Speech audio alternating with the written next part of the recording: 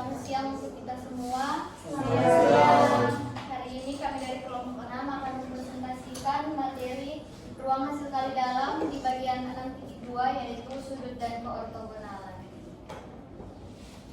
Baik, yang pertama itu ada ketidaksamaan kausis kuas, di mana misalkan sudut theta dibentuk antara U dan V dalam ruang hasil kali dalam, maka cos sudut theta itu sama dengan ruang hasil kali dalam dari U, V per norma U dikali norma V. Karena cos theta itu lebih kecil sama dengan 1, maka ruang hasil kali dalam dari U, V per norma U dikali norma V itu lebih kecil dan sama dengan 1 juga. Kemudian yang berikut itu ada sudut antar vektor. Jika ruang hasil kali dalam dari U, V per norma U dikali norma V lebih kecil sama dengan 1, jika dikuadratkan maka akan ekuivalen juga dengan min 1 lebih kecil sama dengan ruang hasil kali dalam U, V per norma U dikali norma V lebih kecil sama dengan 1. Sehingga kosinus dari theta itu sama dengan ruang hasil kali dalam U, V per norma U dikali norma V itu nilai tetanya itu berada di antara 0 dan nilai pi. Terbukti dari grafik trigonometri yang ada di gambar. Kemudian berikutnya itu ada contoh, tentukan sudut dua vektor U itu 4, 3, 1 dan min 2, dan V itu min 2, 1, 2, 3. Yang pertama yang harus dilakukan itu adalah mencari ruang hasil kali dalam dari U, V, yaitu kita kali masuk saja, yaitu 4 kali min 2 ditambah 3 kali 1 ditambah 1 kali 2 ditambah min 2 kali 3, itu menghasilkan min 9. Kemudian kita mencari norma dari U dan V. Yang pertama itu norma U, kita masukkan nilai U yaitu 4 kuadrat ditambah 3 kuadrat ditambah 1 kuadrat ditambah min 2 kuadrat, itu menghasilkan akar 16 ditambah 9 ditambah 1 ditambah 4 itu akar 30. Kemudian norma V nya akar min 2 kuadrat ditambah 1 kuadrat ditambah 2 kuadrat ditambah 3 kuadrat itu sama dengan akar 4 ditambah 1 ditambah 4 ditambah 9 menghasilkan akar 18. Kemudian kita setelah mendapatkan hasilnya, kita masukkan dalam rumus cos theta, yaitu ruang hasil kali dalam U, V per norma U dikali norma V, yaitu min 9 per akar 30 dikali akar 18 sama dengan min 9 per akar 540 sama dengan min 9 per akar 36 kali 15. Ini kita cari nilai yang bisa dikalikan hasilnya 540. Di sini kita pakai 36 dikali 15, yaitu sama dengan min 9 per 6 akar 15 ini, karena akar dari 36 itu 6, jadi hasilnya 6 akar 15. Kemudian kita sederhanakan lagi dengan 3 per 3, yaitu akan menghasilkan min 3 per 2 akar 15. Kemudian yang berikut itu ada sifat panjang di ruang hasil kali dalam umum. Misalkan V adalah ruang hasil kali dalam, dan jika A dan B di V dan K adalah skalar, maka sifat yang pertama itu norma A itu lebih besar sama dengan 0. Kemudian sifat yang kedua itu norma A itu sama dengan 0 jika dan hanya jika A itu sama dengan 0. Kemudian sifat yang ketiga itu norma skalar A itu sama dengan norma skalar dikali norma A. Kemudian yang ini merupakan ketidaksamaan segitiga untuk vektor, di mana norma U ditambah V itu lebih kecil sama dengan norma U ditambah norma V. Kemudian yang berikut ada sifat jarak di ruang hasil kali dalam umum. Misalkan V adalah ruang hasil kali dalam jika A dan B di V dan K adalah skalar, maka sifat yang pertama itu jarak dari A, B itu lebih besar sama dengan 0. Kemudian sifat yang kedua itu jarak dari A, B itu sama dengan 0 jika dan hanya jika A itu sama dengan B. Kemudian jarak dari A, B itu sama dengan jarak dari B, A. Kemudian berikut ini ada ketidaksamaan segitiga untuk jarak, yaitu jarak U, V lebih kecil sama dengan jarak U, W ditambah jarak W, V. Kemudian kita masuk pada contoh. Di sini misalkan pada R2 didefinisikan hasil kali dalam dari U, V itu sama dengan 2U1 V1 ditambah 3U2 V2 jika U itu sama dengan min 1,2 dan V itu 2,5. Maka di sini diminta tentukan norma dari V dan kosinus sudut antara U dan V. Yang pertama di sini kita mendefinisikan ruang hasil kali dalam dari U, V itu di sini diminta 2U1 V1 ditambah 3U2 V2 dengan U-nya itu min 1,2 dan V-nya 2,5. Kemudian kita di sini kita cari norma U-nya dengan rumus ruang hasil kali dalam, yaitu ruang hasil kali dalam dari U, U pangkat 1/2. Jadi di sini kita akarkan 2 kali min 1 kuadrat ditambah 3 kali 2 kuadrat, kemudian menghasilkan akar 14. Di sini berlaku sama juga dengan norma V, di mana ruang hasil kali dalam V, V pangkat 1/2 itu sama dengan akar dari 2 kali 2 kuadrat ditambah 3 kali 5 kuadrat sama dengan akar dari akar 83. Dan kemudian yang berikut itu kita hitung ruang hasil kali dalam dari U, V, yaitu di sini diminta 2U1 V1 ditambah 3U2 V2. Jadi 2 dikali U1 V1 itu min 1 dan 2 ditambah 3 kali 2 dikali 5 itu menghasilkan 26. Kemudian kita masukkan di dalam rumus kosinus theta, yaitu ruang hasil kali dalam dari U, V per norma U dikali norma V itu sama dengan 26 per akar 14 dikali akar 83 itu menghasilkan 26 per akar 1162. Baik, yang berikut ortogonalitas. Dua vektor U dan V dalam ruang produk dalam V disebut ortogonal atau tegak lurus jika U dan V-nya sama dengan 0. Ortogonalitas bergantung pada hasil kali dalam yang digunakan. Misalnya, pada vektor U itu ada 1,1 dan V-nya sama dengan 1,1. Adalah ortogonal terhadap produk dalam Euclidean di ruang dimensi 2 karena U dikali V sama dengan 1 kali 1 ditambah 1 dikali min 1 sama dengan 0. Dan tidak ortogonal dengan produk dalam Euclidean, misalnya U dan V sama dengan 3 kali U1 kali V1 ditambah 2 dikali U2 dikali V2, artinya 3 dikali 1 kali 1 tambah 2 kali 1 kali minus 1 sama dengan 1 atau tidak sama dengan 0.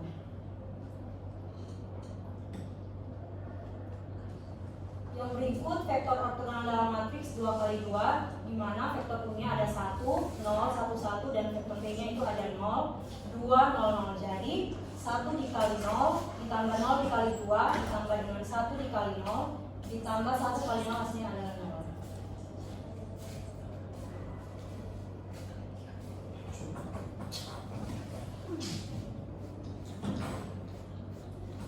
Baik, yang berikut kita masuk pada vektor ortogonal dalam polinomial derajat maksimum 2 dengan rumusnya adalah di sini inner produk pada fungsi P dan Q sama dengan integral dari hasil kali P kali X P kali X dan Q kali X dx dengan X-nya min 1 sampai dengan 1. Nah, di sini diberikan contohnya P-nya sama dengan 1, P-nya sama dengan X dan Q-nya sama dengan X2.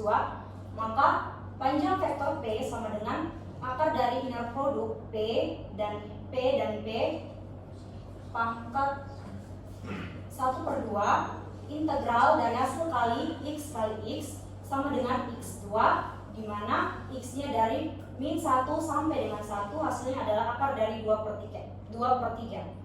Nah, yang kedua adalah panjang vektor Q sama dengan akar dari Q dan Q pangkat 1/2 integral hasil dari integral X2 dikali dengan X2 sama dengan X4, di mana X-nya min 1 sampai dengan 1, hasilnya adalah akar dari 2/5.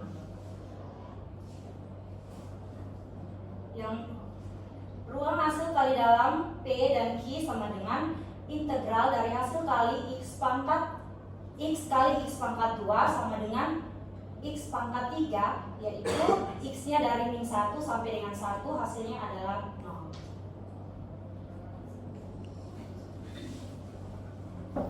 Kemudian yang berikut itu ada Pythagoras. Pythagoras untuk ruang hasil kali dalam. Ortogonalitas U dan V menunjukkan bahwa U, V itu sama dengan 0. Jadi rumus Pythagoras norma U ditambah V kuadrat itu sama dengan norma U kuadrat ditambah V kuadrat. Jadi di sini contohnya itu kita ambil dari contoh sebelumnya, polinomial sebelumnya, di mana ruang hasil kali dalam P, Q sama dengan integral dengan batas atas 1 dan batas bawah min 1 dari Px dikali Qx dx. Di sini P-nya itu X dan Q-nya itu X kuadrat. Kita menggunakan rumus norma P ditambah Q kuadrat sama dengan norma P kuadrat ditambah Q kuadrat. Di sini kita masukkan di dalam rumus norma P ditambah Q kuadrat itu sama dengan tadi sudah mendapatkan hasil dari norma P dan norma Q di contoh sebelumnya. Jadi di sini kita tinggal masukkan hasilnya itu akar dari 2/3 kuadrat ditambah akar 2/5 kuadrat. Di sini kita keluarkan kuadratnya itu menghilangkan pangkatnya di luar. Jadi 2/3 ditambah 2/5 itu hasilnya 16/15. Kemudian di sini kita buktikan dengan integrasi. Jadi norma P ditambah Q kuadrat itu sama dengan ruang hasil kali dalam P ditambah Q, P ditambah Q sama dengan integral dengan batas atas 1 dan batas bawah min 1 dari X ditambah X kuadrat dikali X tambah X kuadrat dx sama dengan integral X kuadrat dx ditambah 2 dikali integral X pangkat 3 dx ditambah integral X pangkat 4 dx. Di sini menghasilkan 2/3 ditambah 0 ditambah 2/5 itu hasilnya sama dengan yang ini kita menggunakan rumus Pythagoras, yaitu 16/15.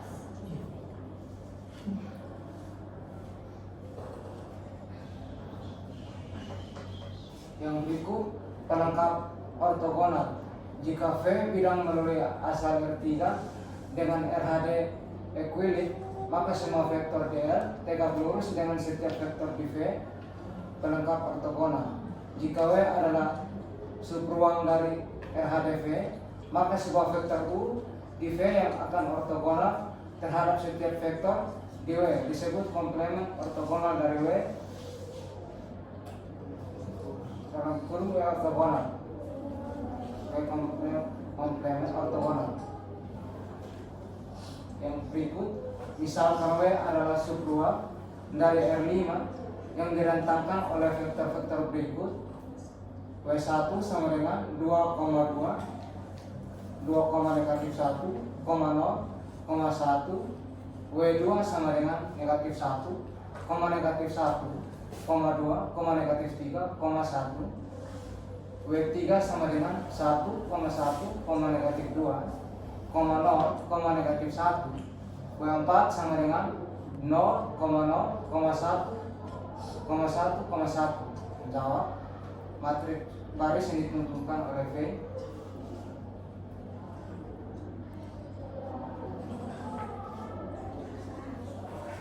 Jadi di sini diminta temukan basis untuk pelengkap ortogonal dari W. Yaitu yang pertama itu matriks baris yang dibentuk oleh VA itu sama dengan kita membentuk duluan matriks baris dari W1 sampai W4, yaitu 2, 2, min 1, 0, 1, min 1, min 1, 2, min 3, 1, 1, 1, min 2, 0, min 1, 0, 0, min 0, 0, 1, 1, 1. Kemudian kita tukar barisnya. Kita tukar baris ketiga dan baris pertama agar pivot berada di baris pertama. Kemudian untuk mendapatkan hasil yang ini kita harus melakukan operasi baris elementer dengan eliminasi Gauss. Kemudian mendapatkan hasil akhirnya seperti hasil yang ini. Kemudian X1, X2, X3, X4, X5. Kenapa di situ min 1, 1, 0, 0, 0 dan ada S ditambah min 1, 0, min 1, 0, 1 dan ada T-nya. Karena setelah dapat hasil eliminasi Gauss yang ini, kita substitusi balik kita dari eliminasi Gauss ini kita mendapatkan 3 persamaan, yaitu pada baris pertama itu ada X1, X2, X1 ditambah X2 dan ini X5. Kemudian ini X4, ini X3. Di sini tidak ada variabel sama sekali karena 0 semua. Jadi kita mendapatkan 3 persamaan, yaitu X1 ditambah X2 ditambah X5, kemudian X4 sama dengan 0, kemudian X3 ditambah X5 sama dengan 0. Kemudian kita lakukan substitusi balik. Itu tujuannya ini agar kita ingin tulis semua variabel dari X1 sampai X5 itu dalam bentuk parameter bebas.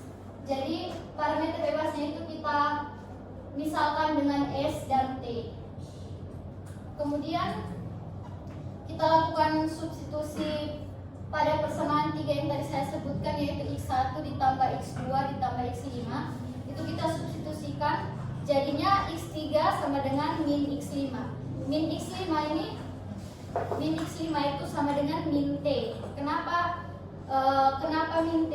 Karena X2 dan X5 ini merupakan variabel bebas karena dia tidak muncul sendirian seperti X3 dan X4. Jadi dia dikatakan variabel bebas. Jadi kita misalkan dengan S dan T. Jadi untuk X5 untuk X2 itu S dan X5 itu T. Jadi terus persamaan kedua itu kita tidak perlu substitusikan karena X4 itu sama dengan 0. Kemudian persamaan ketiga itu ada X3 ditambah X5 sama dengan 0. Itu kita substitusikan menjadi